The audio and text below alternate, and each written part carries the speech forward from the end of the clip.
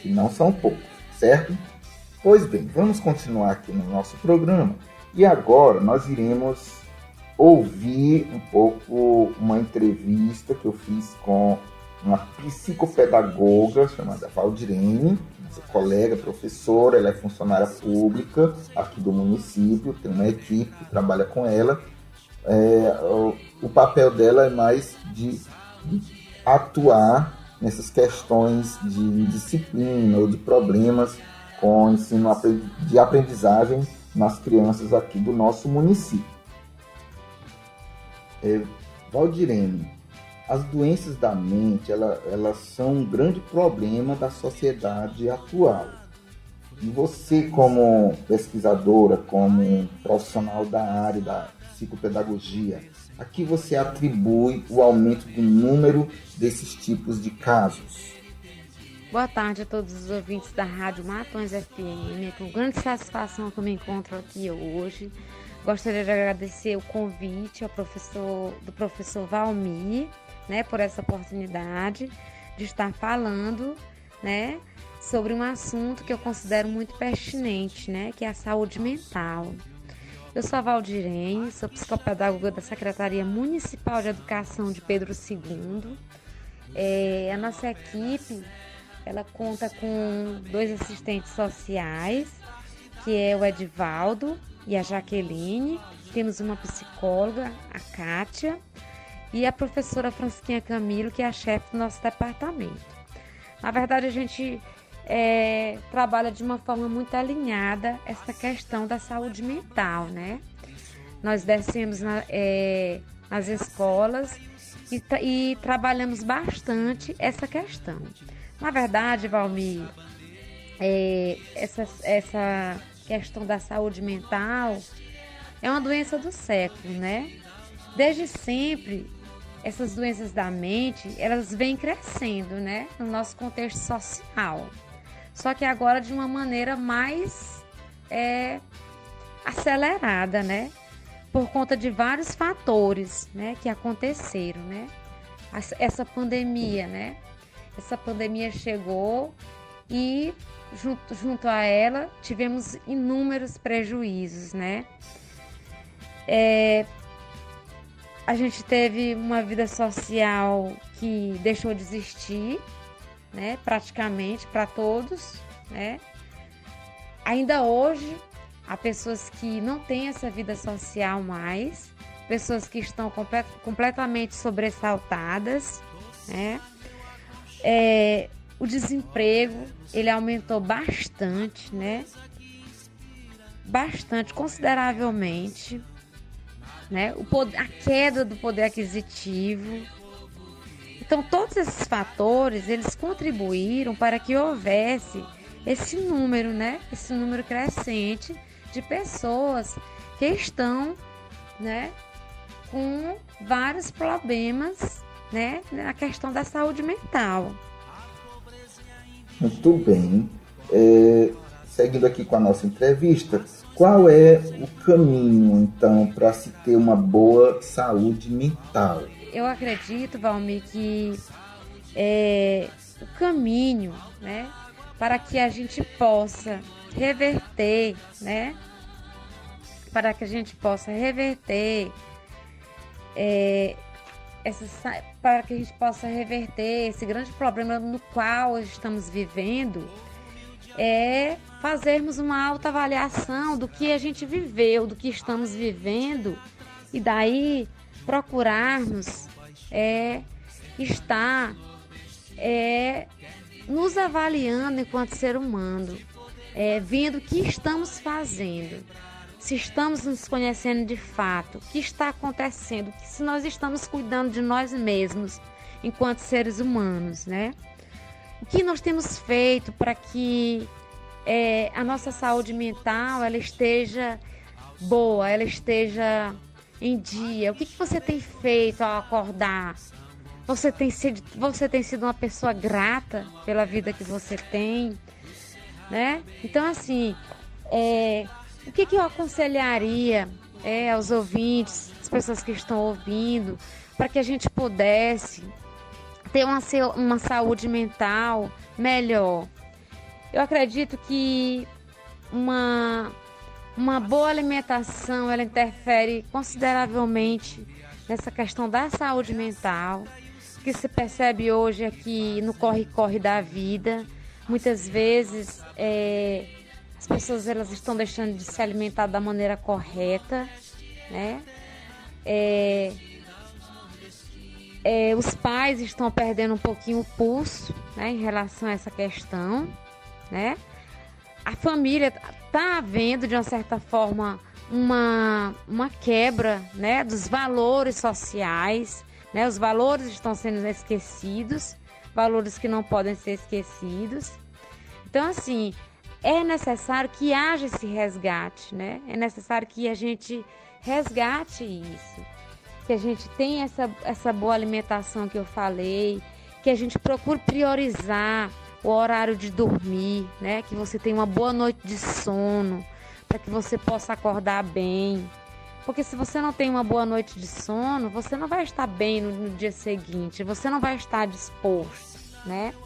É necessário também que você procure ler bons livros, né? Porque o que se observa é que muitos jovens, muitas pessoas, elas estão vendo conteúdos que não são legais, né? Estão vendo jornais, coisas que só vão fazer com que a sua com que a sua autoestima ela fique baixíssima, né? Porque com notícias que vão te encher de maus pensamentos. Então, assim, procure ler bons livros, procure fazer uma boa caminhada, né? Procure ter um contato com a natureza, né? Procure procure ter esse contato com a natureza, procurar coisas que lhe dê prazer, como estar ao lado de pessoas que você gosta, conversar, procurar rir, dar mais atenção às crianças, aos idosos, ouvir mais. Muitas vezes a gente deixa de ouvir as pessoas, a gente percebe que a gente tem um amigo ou outro que está precisando muitas vezes falar e no corre-corre da vida a gente esquece de ouvir. Então urge essa necessidade, é necessário que a gente escute, né, as pessoas, que a gente se dedique mais ao ser humano que está ao nosso lado, né? Muito bem, professora. Agora, por último, eu queria saber como é que os pais e professores, nós podemos contribuir com a saúde mental dessas crianças. Na verdade, os pais, né, eles têm que ter o pulso da situação, né? Nós temos uma pirâmide, quem está no topo da pirâmide é o pai, né? O pai tem que se considerar como alguém que está no topo da pirâmide, tem que ter a rédea da situação. Nós percebemos que a família está perdendo um pouquinho essa rédea, né? Nós estamos vendo que não está tendo mais a questão, as famílias não estão mais sentando-se à mesa para fazer as refeições. Muitas vezes as crianças, os adultos, eles sentam-se na frente da TV, eles vão fazer uma refeição, assistindo a um programa onde estão vendo alguém ensanguentado. Isso muitas vezes parece normal, o que não é normal. O normal é que você sente-se à mesa com seus pais, que você procure conversar, conversas agradáveis, que você procure sorrir, né? E que os pais, eles valorizem os momentos que estão com os filhos, bem como os filhos também valorizam esses momentos, esses pequenos momentos, né? E assim, o pai tem que entender que ele é o espelho do filho. Muitas vezes os pais, eles querem dar um exemplo lá fora e ele mesmo, ele não tá tendo esse respaldo dentro de casa para que ele possa dar para o filho, né? Então é necessário que se faça essa autoavaliação, observar direitinho isso aí, para que a gente possa estar bem alinhado com os nossos filhos, né? E assim, os professores são os grandes mestres, né? Os professores, eu tiro o chapéu, também sou professora. Os professores são aqueles grandes profissionais que estão à frente da educação, não só dentro da escola, mas como fora, porque eles contribuem consideravelmente. Muitas vezes, Valmir, eles detectam os problemas dos alunos, problemas que nem os pais mesmos eles detectam, né? E aí o que acontece? Eles observam que a criança ela tem um comprometimento, né?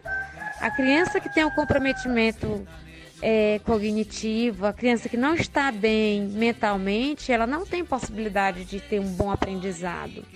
Então, assim, o professor percebe, o professor encaminha e o professor, ele ajuda toda a família, né? Na maioria das vezes isso acontece, né? E eu tenho observado que os nossos professores de Pedro II, na grande maioria, eles são assim, né? São professores maravilhosos.